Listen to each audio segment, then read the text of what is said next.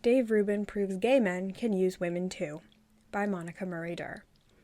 Throughout human history, men have found ways to use women and our sexuality for their own ends. These methods have ranged from the criminal, rape, to the merely unseemly, casual sex. Until recently, this utilitarian view of women has been largely limited to straight men. But now, with the aid of previously unimagined advancements in modern science, gay men can get in on this action too.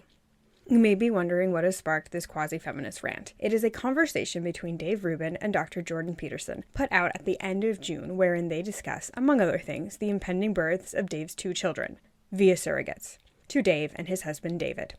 Most of you have probably guessed where I'm going with this.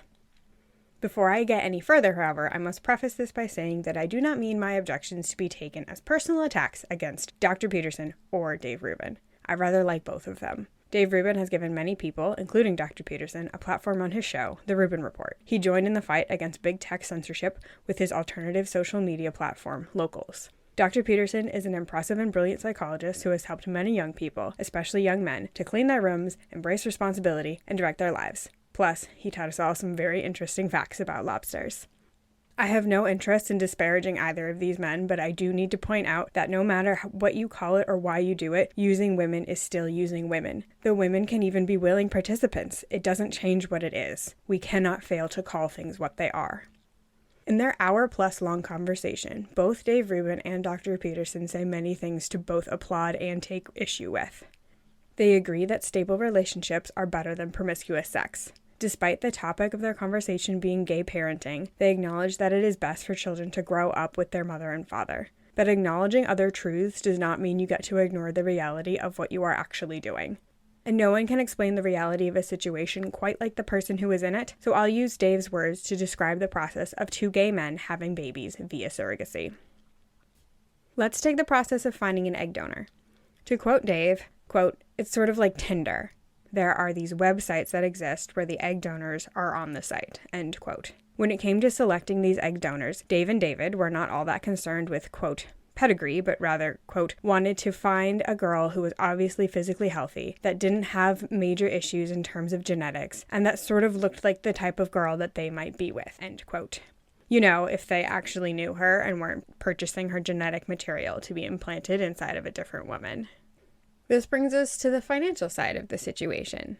To his credit, Dave does acknowledge the stark truth of the transaction, albeit while poo-pooing such criticisms. Quote, "This criticism of somehow that you're buying the egg and you're renting the woman being the surrogate," end quote. That criticism exists, Dave, because that's exactly what's happening. He doesn't deny that, quote, "there is a financial component to it," end quote. And frankly, how could he? IVF, even without surrogacy, is a prohibitively expensive process.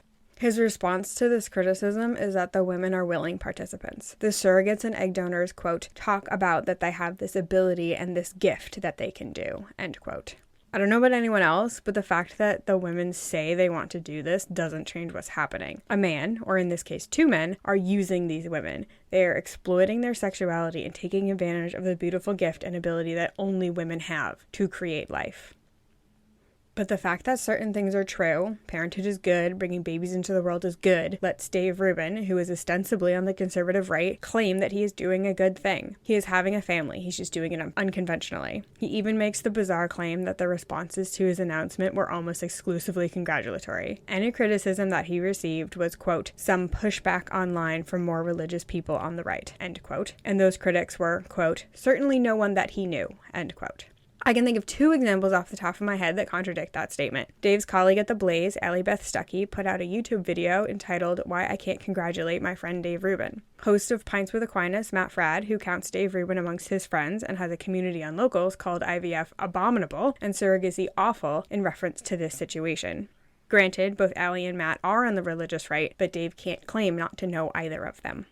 It doesn't matter how or if you object to the way in which Dave Rubin has chosen to have children. You can't escape the reality of what is happening. Still, it is worth hearing Dave out. His conversation with Dr. Peterson is an open and fascinating one, and illuminating in ways I believe he did not intend. For example, Dave admits that he believes that the individual is more important than the family. He also claims that he should be conservatives', quote, greatest hero. Calm down, Dave. But that is a discussion for another time.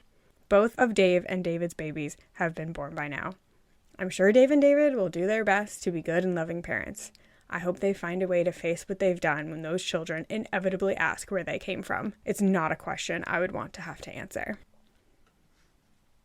Thanks to stenoless.com for providing the transcript of Dave and Dr. Peterson's conversation. For links to the other videos referenced in this article, visit logosophiamag.com and view the Winter 2023 issue.